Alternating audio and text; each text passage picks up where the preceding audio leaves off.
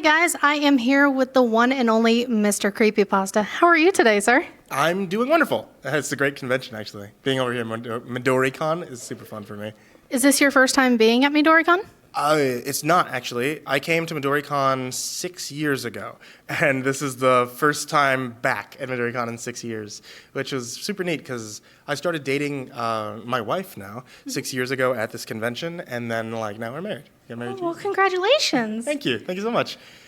I had a couple of questions that our viewers were wanting to ask you. The first question was, with being the voice behind so many stories and characters, what inspired you to become Mr. Creepypasta? Oh, God. Okay. So this is like a weird, long form answer. I'm going to go on tangents, and I'm sorry for that. Okay. Okay.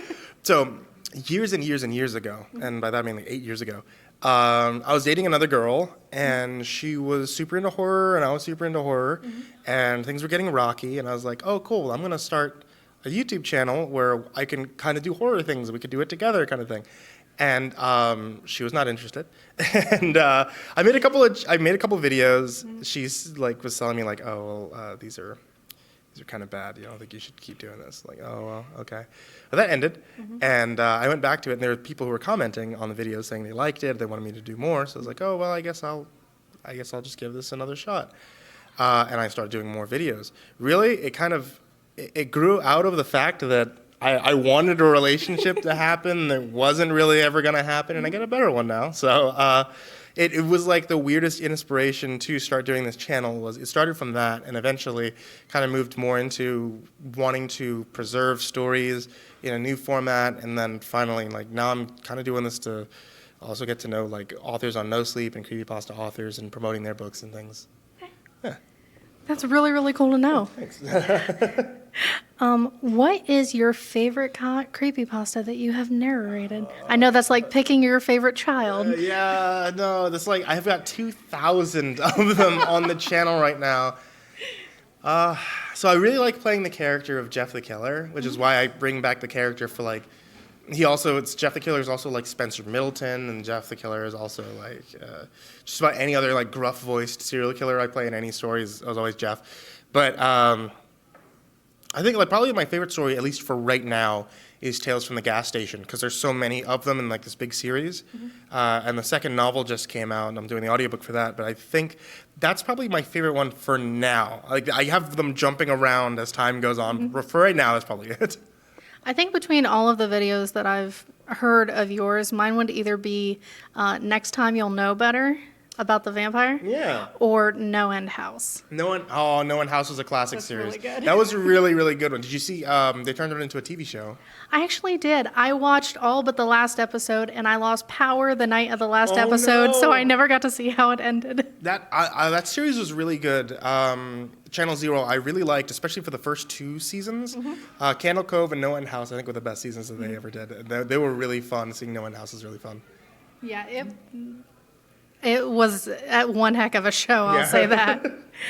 Having been a YouTuber since January of 2011, what advice would you say? Yes, it's been that long. What advice would you say to others who want to create their own channel? Run. You heard it here. YouTube's hard. Honestly, so the best advice I could have is that you're going to be doing a lot without any real reward for a while. And that is probably the biggest advice I could say is don't be discouraged whenever you look at Markiplier and PewDiePie and Jacksepticeye and all these guys who are massive subscribers, because it feels oh, well, I'm really funny and I have really great ideas and I could do something like that, then I should also be up there. But when you're starting off, you're looking up, like that.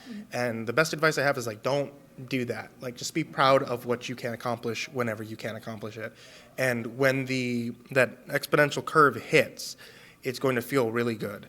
Otherwise, always looking up like that is always going to make you feel discouraged, because you're going to feel oh man, well, I got 100 subscribers, but man, he just hit 100 million. I'm never going to be up there.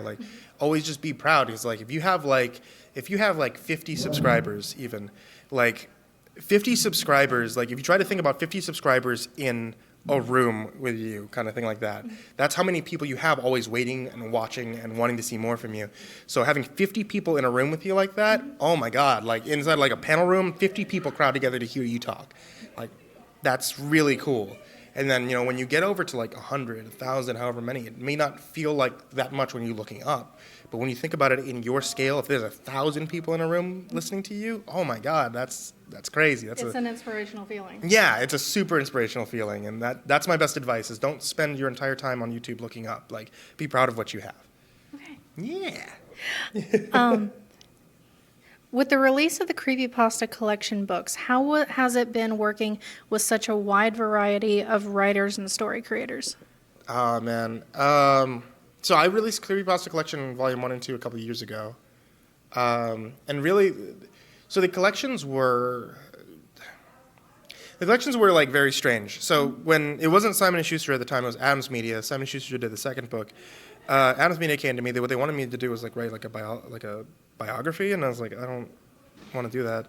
But I work with a whole bunch of different authors, and I want to just get them in. So really, they were authors that I knew and authors I was friends with and folks like that, and they all submitted their stories to the book, and that's what became the big publication one. I was really hoping, like, man, this is able to help them out, and I've actually heard, like, from a bunch of them, actually, that they've seen a lot of success just from the fact that this book is on shelves in full national distribution. The second one was different YouTubers I worked with. There's a couple of authors as well, but the YouTubers also write fantastic stories, CreepyPasta and Madame Macabre and Dead Pasta and them. They did fantastic. And I really wanted them to be out there as well because, like, I know they're YouTubers and they have, like, their channels that are growing, but also, like, this is something that we all do together. Like, we are a community of people, so that's what I wanted the second book to be. How it affected them, I hope it helps them. Because it's a nationally distributed book and their names get to show up on there as their channel, as themselves, versus like, oh yeah, well, also if you go to youtube.com/ no, this is them as them. So I hope it's helpful to them. I know, like, they're still doing good on their YouTube channels, and I like to think I contributed like a couple of grains in there. Speaking of the development of a YouTube channel, how has it been seeing the development of your channel over the years? Really cool. I don't know. I don't like my channel. It's gotten some pretty good traction. 1.4, 1.5 million.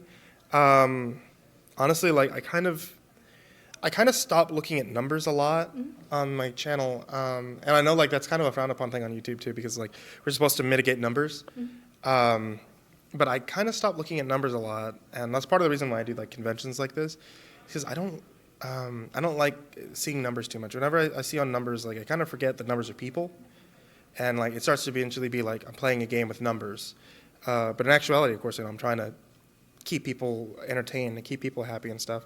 So I don't really look at that one. I kind of just like watch crowds here at like cons, and then watch crowds and like comments and things like that, because I think it's like I think it's really fun seeing the channel grow.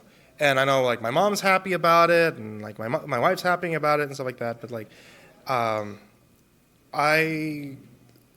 for me, it's great seeing the channel grow, but it's kind of better for me to see how people are kind of growing along with it, like, because I'll see people that are like, oh, I used to watch you since I was 12. It's like, man, how old are you now? I'm like, oh, like I'm 18. I'm just graduated high school, moving to college. Like, damn, okay. That's kind of like the fun part of watching my channel grow, is seeing like, man, these people like grew up watching my stuff. And that was one of the things when I first started too. Even I was like, man, I bet there's probably like creating longevity isn't about like just creating something that was really stuck out to you one time. It's just creating something that somebody could stick with you for a long period of time, and then when they're an adult, they'll probably look back on it and go, man, that was fun. I remember when I used to do that as a kid. I want to go look at it again. And that was what creating longevity in something for me was, is just I just have to keep doing it. And if I just keep doing it, then they'll grow up along with me. And like that's kind of the cool part of watching my channel grow, is watching everybody else around it also grow, and then like move on with their lives and then come back. That's the cool thing.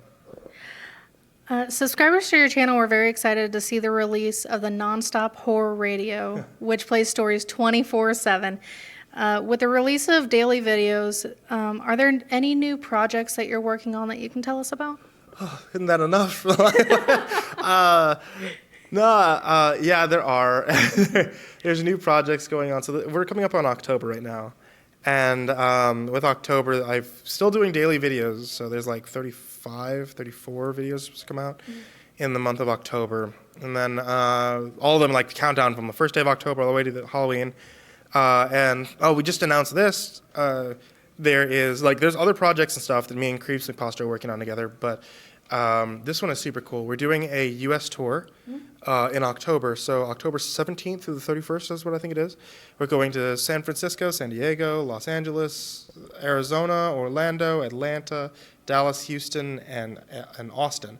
And this is the first time that Creeps is showing up as CreepyPasta ever on stage.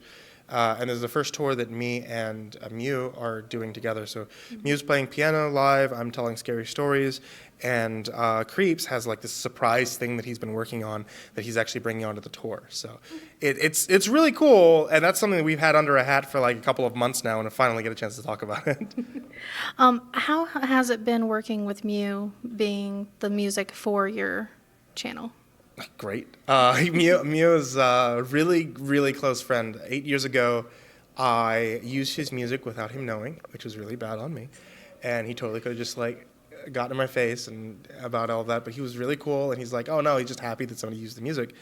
And then he was talking about like, oh, I can compose other music for you, and I can work on this and work on this.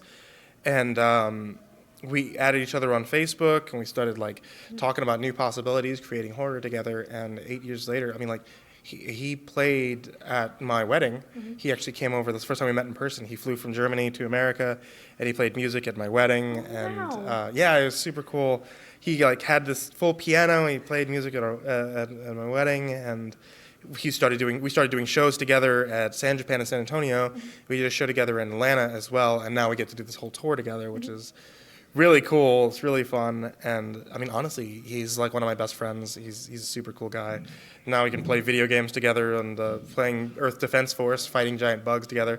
And finally got a PlayStation 4, like a cool guy, so we can actually play like real games together and stuff. One last question for you. Yeah. Where can people keep an eye out for new announcements and coming updates for video releases and tours? Everything I do is always talked about on YouTube, so youtube.com/Mr CreepyPasta. Also, I'm a podcast that's available on Spotify and on Google Play and on Apple and everywhere else you can find it. But it only has 300 episodes. So if you want to get all 2,000 of them, you have to go back to YouTube, youtube.com/Mr CreepyPasta. And I'm also on Twitter. Mr CreepyPasta0 is me on Twitter, and you can follow me and see all my dad jokes and stuff. All right. Well, thank you so very much. And we look forward to seeing your new videos. And if you guys get a chance, definitely try to see him on tour in October. All right. See you guys later. Bye.